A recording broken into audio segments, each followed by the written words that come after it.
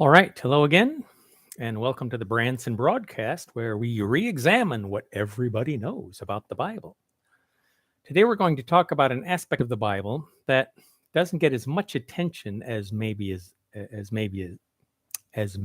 should. Today, we're going to talk about an aspect of the Bible that does not get as much attention as maybe it should.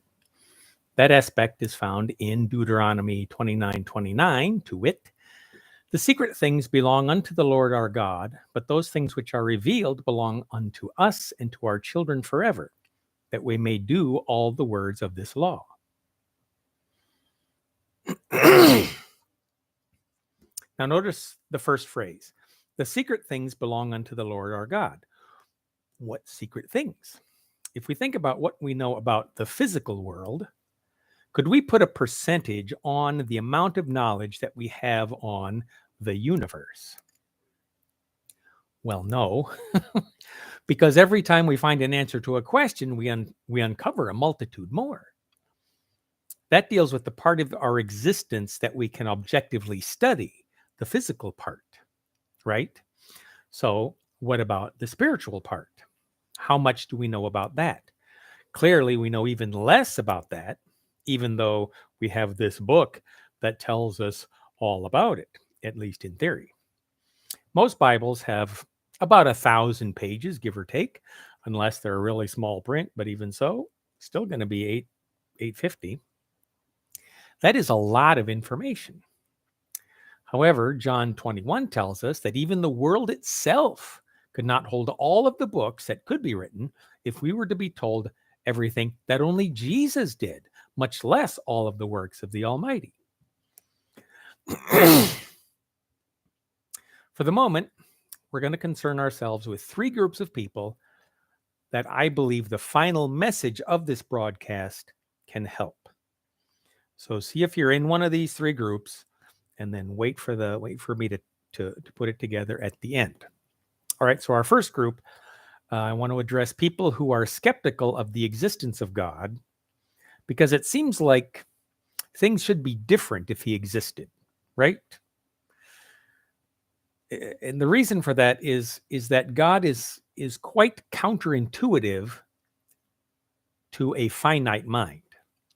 Dr. Richard Dawkins, an eminent scientist and an atheist, let's be honest, has said a God capable of continuously monitoring and controlling the individual status of every particle in the universe cannot be simple. His existence is going to need a mammoth explanation in its own right. This is his version of the old "who created God" trope. And by using it, he admits that he cannot fathom something not having a beginning. He can't fathom it. None of us can. Not to pick on him, because like I said, none of us can grasp that. Sure, we can imagine existing from now on, just like we continue to exist. Oh, I'm alive, just continue to live. How many of us, though, as children, for example, heard probably in Sunday school that God had no beginning? God had no beginning, children. Did you know that? And then we would go home, we would sit, and we would try to go backwards in time and imagine backwards and backwards and backwards even in our limited experience of life, go backwards and backwards in time until, at least in my case, I would go like this. I would just, it's like my brain would shut down briefly. Some would say it's still shut down, but no, just briefly it would shut down. And then I would go back to playing with my lawn darts or whatever. You young whippersnappers should Google those and be amazed that they were ever produced, much less legal. Anyway, my point is that just because we can't fathom God doesn't mean we can't know anything about him or understand him on a basic fundamental level. Like I said, stick with me to the end, or skip ahead a couple of minutes if you want, for me to tie this all together with my main point. Let's talk to so that's the first group, the people who are skeptical of the existence of God. The second group, To any Jewish or Israeli listeners, whatever you like to call yourselves, who miraculously find themselves here, yes, I know you are waiting for a Messiah who will deliver you from your enemies once and for all. You know the parts of the Torah, the prophets, whatever, that talk about that better than I do. However, let me suggest that God did not reveal his whole plan to you. Dr. Michael Heiser, whose scholarship is admirable and well beyond the range of this humble broadcast, has noted that the plan to have the Messiah, whoever he is, the plan to have the Messiah die on a cross could not have been spelled out in what Christians call the Old Testament, because then the principalities and powers of the underworld would have known not to crucify him, and that would have ruined the plan.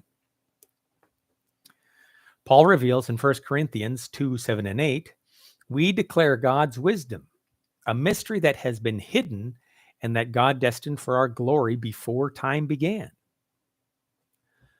None of the rulers of this age understood it, for if they had, they would not have crucified the Lord of glory. And like I said, that would have ruined the plan. So he couldn't just spell it out in Isaiah, Jeremiah, wherever.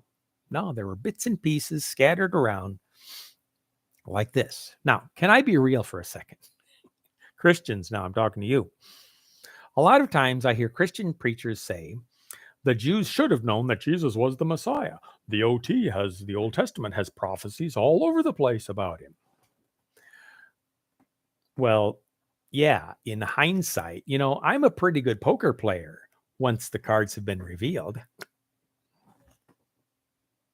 But who could read this verse? It's from Isaiah. By his stripes we are healed. Of course, we who recognize Jesus as the Messiah, we understand that's a reference to the beatings that, the whipping that he took before he was crucified. It's a reference to that. But who's going to read that and say, oh, yes, that must be a reference to our Messiah? Nobody would have thought that.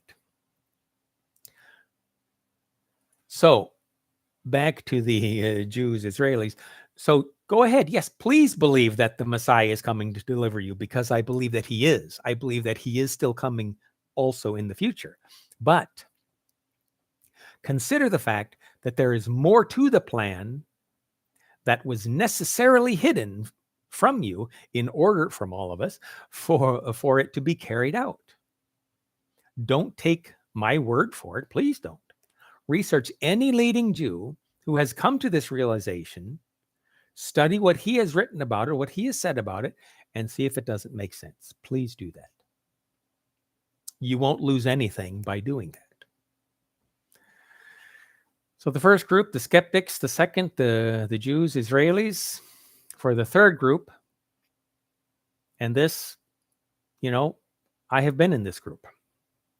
For anyone who is suffering under a heavy burden, anyone who is wondering, where is God in all of this suffering that we can see around us, or that we are personally experiencing or have experienced? So let me take you to 3 or 4 verses. First of all, we have in Job 38, 3 and 4. This is after Job complains about his situation, understandably, from our point of view. So let's not get too uppity with him. God says to Job, brace yourself like a man. I will question you, and you shall answer me. Where were you when I laid the earth's foundations? Tell me if you understand. I love the fact that God speaks sarcasm. Where were we? The obvious answer is we were nowhere to be found. So there's already a big gap in our knowledge. Excuse me. So that's Job 38. Isaiah 55 says, my thoughts are not your thoughts, neither are your ways my ways, saith the Lord. So God thinks differently than we do, because he is fundamentally different in essence and nature from us. Is it any surprise, therefore, that he acts differently from us in a given situation? Often, if not usually, in ways we do not understand? This leads to the last one. I'm going to take a small liberty with the next verse, but I don't think it does violence to the text to do so, so hear me out. First, I'll read the whole verse. Romans 8:28 says, "We know that all things work together for good to them that love God, to them who are the called according to his purpose." An alternative reading of the first phrase is, "We know that in all things God works together with those who love him to bring about what is good, with those who are called according to his purpose." There's a slight difference there, but in any case, now the liberty I want to take is to remove some of those subordinate clauses there in the middle and stay with basically the nucleus, if that makes any sense. What we are left with is this: we know that in all things God works for the good of his purposes. So saying it this way, it puts the emphasis on what is really going on and ties the three verses together like this. We were not there when the world began and had nothing to do with its creation. God was there and in fact did all of the creating. He, being different from us in essence and nature, will act in ways that are mysterious and even painful at times. However, we believe in faith that all will be done correctly in the end. Now, excuse me, how do we tie this all in with our three groups? Well, think of it this way. Whatever your situation, whether skeptic, Jew, Israeli, or struggling believer, remember this. We understand about this much of everything God has told us, right? How much more is there that he has not told us, and indeed cannot tell us because of the limitations of our material brains? Don't miss out on all of this because we can't fully understand this. Find the truth. If you want to find the truth, it is out there. Please look into what the Bible actually says. God be with you on your journey.